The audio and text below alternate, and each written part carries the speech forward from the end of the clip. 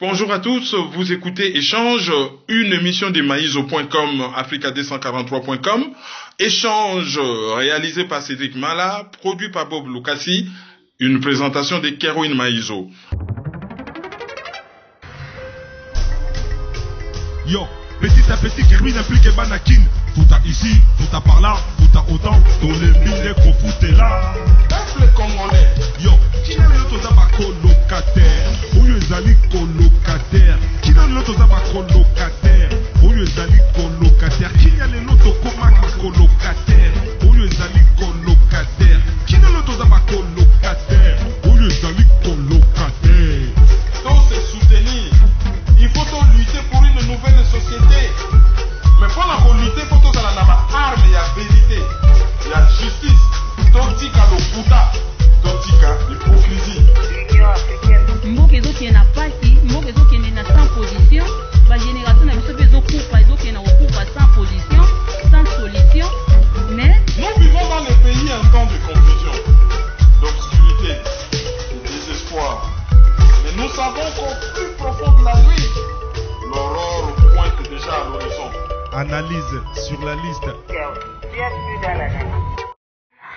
Mbote na bino bandeko balandi tozali na mboka Copenhague na Danemark, place toyaki ko assister na remise et reprise ou passation à pouvoir entre comité sortant ya Akoda ezali association ya ba congolais résidant na Danemark et comité entrant oyo ba kokamba communauté congolaise awa na Danemark. Alors ba congolais na Danemark bazali répertorié, bazali à peu près 3000, bazali ko représenter à peu près 2% il y a population et bazali communauté moko assez dynamique, assez hétéroclite et na ndenge ya répartition géographique bandeko na biso ya est bazali moins ebelé que bandeko na biso ya ouest, mais ba dépasser ba clivage wana bazali kaka ba congolais bazali ko évoluer ensemble. D'ailleurs ce côté les deux communautés comité pardon, il y a direction au moment que bandeko il y a ba obédience nyonso et ça la linguistique et ça la régionale bazali représenté. Alors ndenge tozalaka na diaspora mboka na mboka ezalaka na ba continent yango soko tangi mboka songolo mbala moko ba kombo yelio na mutu, soko tangi États-Unis ba kombo yelo na mutu, tangi Canada ezana ba kombo yelo na mutu, Belgique, Australie ainsi de suite. Et ce qui totangi Danemark, il y a un nom qui revient régulièrement. Ezali ndeko na biso Thierry le commando. Alors Thierry le commando azali lelo invité ya masolo ya Lomingo. Bonjour Thierry le commando. Ouais, bonjour na bandeko nyonso baza kolanda biso. Alors na ekokuta yo awa na terrain na ombali boso naki na Danemark, nazokende na uti Copenhague capitale na province ya Sjælland, nazokende na province ya Jylland. Et tant que tozali koleka na bus na nzela balakisaki ngai place au Fandaka. Donc, Mboko au Fandaka, on s'est déplacé, au lelo na capitale, exclusivement pour notre monana, na CP Makasi, ndenge to monani. Au lieu de résumer moi très rapidement, bateau ba yebi te Thierry le commando azana.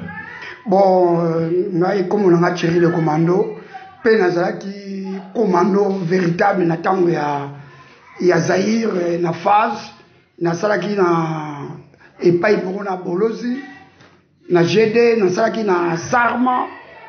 Et pas y a Général Bossangé. Après, tout ça, il y a la présidence.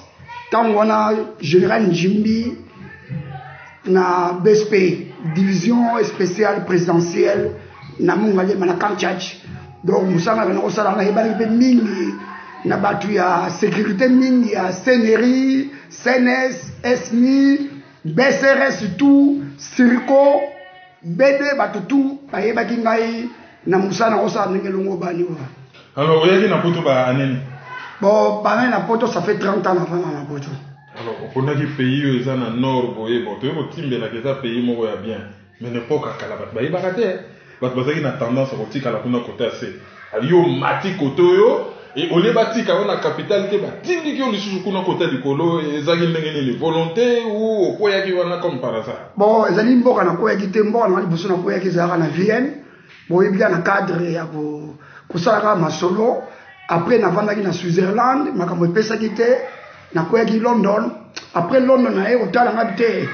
On a Danemark parce que tant on a en Suisse, on a tambouraka, on a Danemark, on a un système. On a hôtel, on a moni ville, on a on a Suisse. On a comme en Angleterre, on a Angleterre. esimbaki te ya moni nayaki na Danemark awa nde pas na installation. Alors au s'installer awa comme un peu mokolo mboka et selon ba témoignage au salisa batubele na bamboko yo même ceux bayebisaka yo te menga bayebisaka.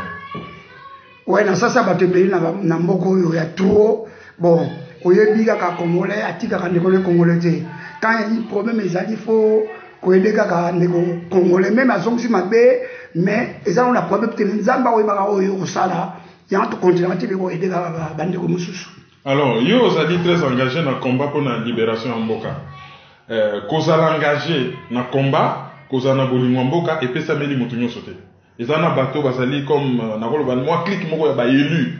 Oh, peut-être que va consacrer la vie na bango bazo so ba risque pour la libération en mboka. Et pas na yo déclic et ça na marandenge ni. Lo fandika bolobi bon.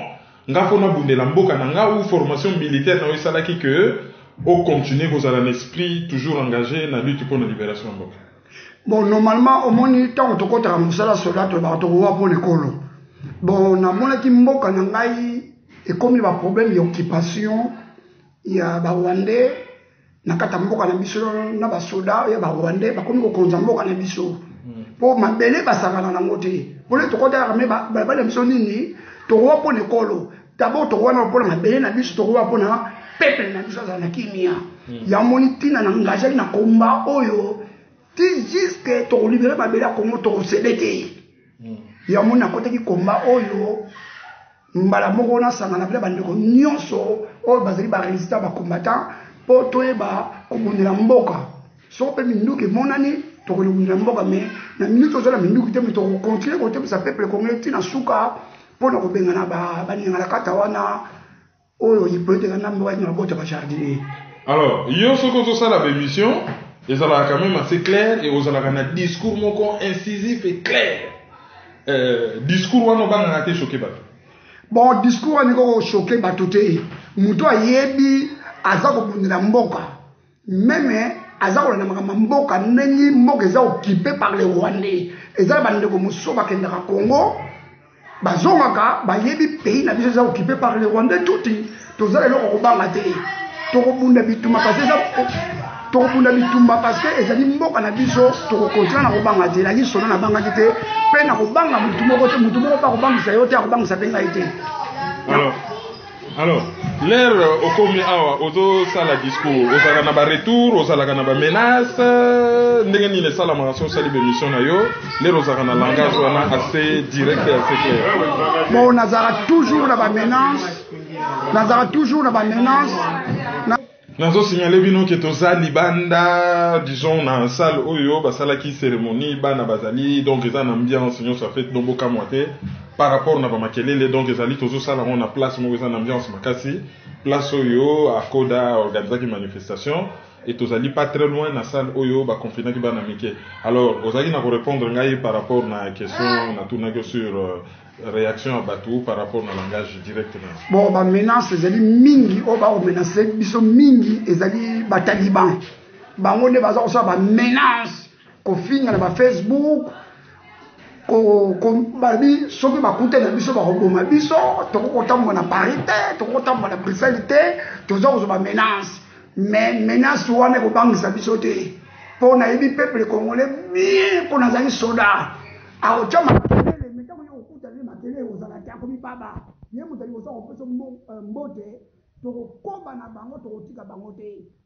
Congo eza ya bataliban te, Congo eza ya bapeuple congolais tout esengi tobunda mabele wana toza kobunda mabele wana mpo tozala besi tolibere mabele mais baoyo bazali bakolabo baza kosoutenir occupation ezala bango moko bato ya PPRD tozwa bapoliticien na biso nyonso wana bayebaka jour tokolibere mboka ezali kamba pendaison o baleki na champ de tir baleki na champ de tir ezali peuple ndako deseza biso te.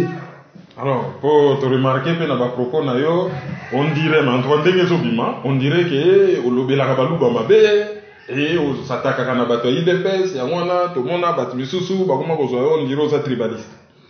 Bon tribalisme na rango te na rappel tribalité na kona na tribalité nasi ndeko ozali quinoa to vanda ki na Congo to vanda ni bikolo tous les étrangers ba ki na biso na kati ya ba quartier molimo wana biso zala ngote molimo ya tribal nga naza nango te soki naza kotake lelo bato ya IDPS bayebi na 2011 papa Etienne Tshisekedi oyo amoyi oyo akufa biso nyonso de toutes les régions tosouteniraki ye na élection tobenga bandeko na biso tout basoutenir ye mais mwana na ye lokola koti amonango komi royaume bakontinue kolia mbongo ndenge mpe bane kolia mbongo yango totelemeli ye parce aza kotravaille mpe na bato ya PPRD alobaki akutana na Kanambe te mais akutana na Kanambe 3 fois konima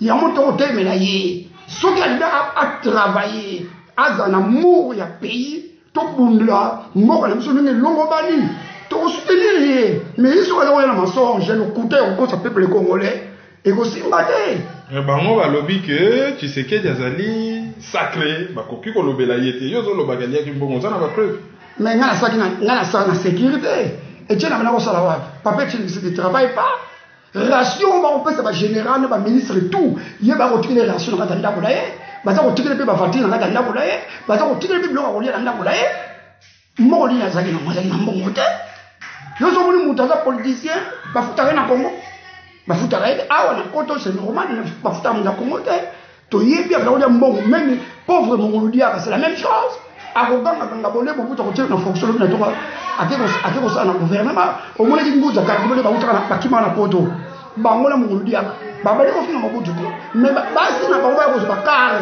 epai ya bolo tokomona bakozwa bakare na bambongo bakozwa mopona nini donc ndenge ezali wana bango bakoloba wana biso nga na kosoutenir IDPS te parce que bazali bato lokuta monene ebandaki na papa ebandaki na mwana nga na kosoutenir moyo te mais soki abongwani na ndenge ya bosolo alongoli libenga na ye akangi na libenga na clé fo abundela peuple congolais wana nze kosoutenir ye soki bango bataliban bana wewa bana sentiment ya kosoutenir ye po aza moto ya région na bango biso oyo nyonso akobima kosala bie tokosoutenir ye ndeko na ngai. Alors problème mosusu ezali ke mikolo eza na bato bauti kini bazowuta bakini bazoya awa bazosala baactivité politique na bango il paraît que yo ozotape sur bango très fort bamisusu balobi yo ozoattaqué pardon journaliste oyo awutaka kini Eliezer Ntambwe dossier wana olobi eza nde fongola biso na bondeko toza bana mike te Eliezer Ntambwe d'abord aza na fiche de paye te na Congo asalaka te azali journaliste oyo ye asalaka émission na ye kaka na YouTube oyo biso osalaka émission comment sikoyo aza kozwa visa facile aza koya kotambola ya koleba gauche droite azwaka mbongo wapi ezali mbongo oyo ezali Kanambe Hippolyte Kanambe na Kalev na Félix Tshisekedi ezali même critique na bango ya Moïse Katumbi nde baparasitaki ya yawa po ayi ofiltre komba na kati ya Europe ya omoni il totelemela ye po ndenge azali olingi olinga te aza informateur na bango aza kotravaille na occupation olandaki banda otosale le deux oyo autolongola internet abi pays na biso eza occupé te donc rwandais tuti akokosala mpe na armée na biso na kati ya Congo mais ya koyeba te poto po bakóma na niveau mutu aza na nationalité azali d'origine africaine po bakomisa policier bayebi ndenge baza kotravailler selon administration na bango mais kotia administration ya Afrique kotia ngo ya poto te ya kopande biso te biso evana na poto nde toyebi masolo ya poto yo eyaki na poto oye na yo tamboli oyebi nyonso te mais biso toyebi nyonso donc azali wana peuple congolais fo telema na bokebi bolanda ngai fo botelema espace moko Eliezer Ntambwe akozwa na poto te alobi na bato jamais akotelemisa bato mpona soulèvement populaire te sikoyo eza faveur ya banani ezali faveur ya barwandais toti oyo baza na occupation alobi yango clair bato peuple tolandi bandi video wana kolongola yango donc ndenge azali wana azali kolabo nga peti na ngai ya na kina abenga nga ntango bakosala bamenace na bango abi nanga lekomando kosede te azali kolabo baza kotita ye yango na kotelemele te na suka abunda bitumba eza na Congo baye kosala nini awa biso na 8000 km ya osala biso to commencer bituma na Congo yona ngai na bande ko muso ba combattant ba résultat biso to sala tout pour le bitume comme na kati ya kin wana po ba ipolite kana baza wane toti si on yena on ya osala asa na bodu donc azuma kuna na regote na ba États-Unis mutu moko ya sans valeur baza ko ya maye ce qui marque ni bon faut comprendre ba taliban. Voilà, donc Tozalina Thierry les commandos na Copenhague na Danemark, yé azali un peu net.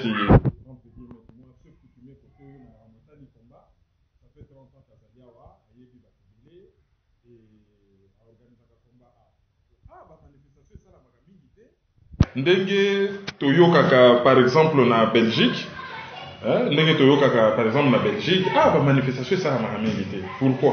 To solo qui na premier ministre na biso ya Danemark na sire maman Chantal Zanga na maman Bobette na bandeko mususu bakina kuta na premier ministre na biso alobi na biso bango ya Congo etali biso te biso kota ma na binote et c'est ni faut lutter makaka na Belgique bango na union na comité européen bango ne mutu bazala ba problème ya pays na bino mais eloko basino pona ko bile bitoto ko ntupoto sala ini so toza unité ne bitumba mo ndo benga ba ya nambo na biso ezante le conseil ba biso ngwana ya moto sa asko ba manifestation ni kawate.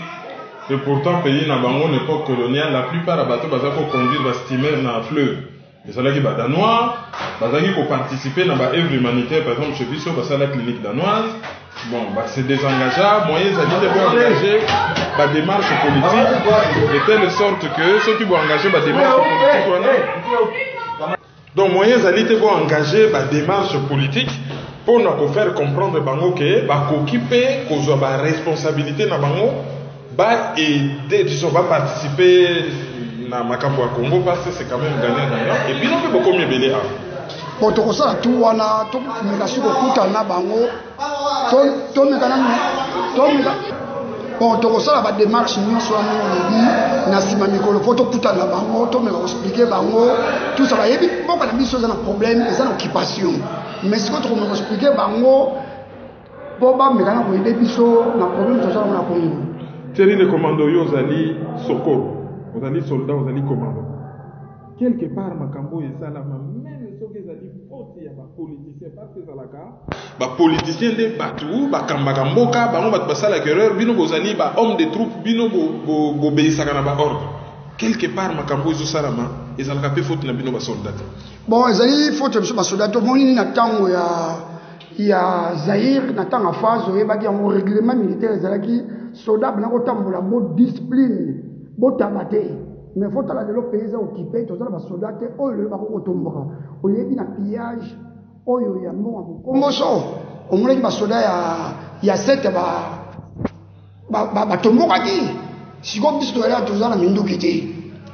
Banyanga ka to ba Moïse ka tumbela soki bango ba vrai congolais, ba Félix Tshisekedi bango tout wana, il fallait ba luka mindu ki ba lobby ya mindu ki, tous les prêts à kobunda. Mais si on to ko na maboko pa batei. Sans kosenga yo révéler ba secret, est-ce que ndenge bino batamampinga kala bozali bosolo la ka boyebani? Bon to solo to yebani mais ele ozanga biso kaka tozana minduki te to linga pe to kosala opération à distance to mona bandi basala ka yango mais le problème siko yo yebi congolais ikama finance eza bobulu. Soki finance ezaki de to bangi ba tactique mususu même à distance. To engager na makamusu pe batu mususu ba ki ou ba petit musu bazela awa mais ba ko na kata ki ba sali po opération ba bibi ki to mona ka bandi bo ba sala opération de siko to za na fonte ya ko sala makamana moni tazata to kote musaka peuple congolais. Alors yo moto yebi système ya sécurité de l'intérieur ndenge nous mona venir à Congo espoir ezali. Bon côté espoir na za muki na doute parce que le peuple congolais na biso asa toujours na ola baza toujours un problème d'ambiance ba chroniqueur ya Congo ba kobima bango ba komi ko ba bango ya buzoba pa ikongola na mamamoka okomona bando buzoba ba ko ba wana ya kofingana okomona 12000 personnes ba kotala yango. Le problème c'est ça. Otola talaka kana mais ça fait 20 ans. sikoyo soki peuple na kina telemité soki pe ba sola na biso pa na mboka ba telemité biso moto telemité to ebaka mwana ndeke pe akokende te akotinga ba place wala de photo ça solution tout benga na bango. Est-ce que problème est à la pété ba politicien na ba bazola de sa peuple politique? Bon moni ba politicien yebi yango depuis tant na Mobutu tozala biso ba politicien te bango bazala so balongoli alobi politicien balongoli na musala akomi na ye politicien ne tomoni bato nyonso wana tozala ba politicien te soki ba politicien so baki indi lokola Togo ne tomoni bato si batelemaki na Burkina Faso mais bato wana bani kotelemisa bato te po bakolia bakanyaka na bango totala lelo na 2011 na 2017 décembre 2017 totala sikoyo ba politicien wana sikoyo loko nini ba kosala sikoyo pe soki basali loko moko elongo bani te na poto bakotia so bakolo te parce que to fungwe ba ko te bele na kata poto ko ya mabato ka ba ko kosa peuple congolais tadi ba kotia so ba troubla donc total la bango ni ba ko lo ba wana mais ngana yebi ba kosala loko mote soki peuple bimi di banda te ba kosala be loko mote. Alors, tout à l'heure, coutume une émission pour nous ressourcer ça, tout ce qui l'a invité dans ce micro. Allo bao nyonso ezole ke la monter ma message yo lobini. Bon, on a passé message de bande ko nyonso bozo la ngai partout. Même na kata la kin bande ko bota la souffrance bozo ko nyoko ama. Boyebi yango pour na libérer mboka et sengeli makila fotanga. Tant to kota ka service militaire tokendaka po tokota toyebi donc tokeko kufa bamama na soki babana kolinga te mais tobanda kokota kaka service militaire bamisu mpe bakufa na baguerre bamisu ti lelo bazali vivant yango nasengi na peuple congolais totika distraction botika komelamela masanga bambiance tobunda bitumba makasi kobima na souvement populaire tobengana na bapaya oyo toyeba eloko nini tokosala mpona mboka na biso eza na kitebele yangona eloko la timoka ba peuple congolais bolanda ba politicien wana te ya ba taliban bolanda ba groupe ba sango wana te bazali bato bazali ba bela ba association de malfaiteurs bazali ba compagnie itunga bino ni bozo ko souffrir bango apotola bazo ko lia na bango so bino obengani pe bango obengani pe bato wana te ba vanda wana botala ndenge mboke comme ba poison mboke comme ba mbele yango wana asengi bande ko nyonso tozala soudé na ne oyo peuple atelema tini mobimba mpona kobengana bawande tuti wana baya na occupation na mboka na biso napesi bandeko ya Goma félicitation mpo bino bokomi kosala kutu koleka bato ya Kisasa bato ya Kisasa bozwa exemple ya bato ya Goma bato bakufi soki 12 millions de morts mais lelo bato ya Goma bazali kotelema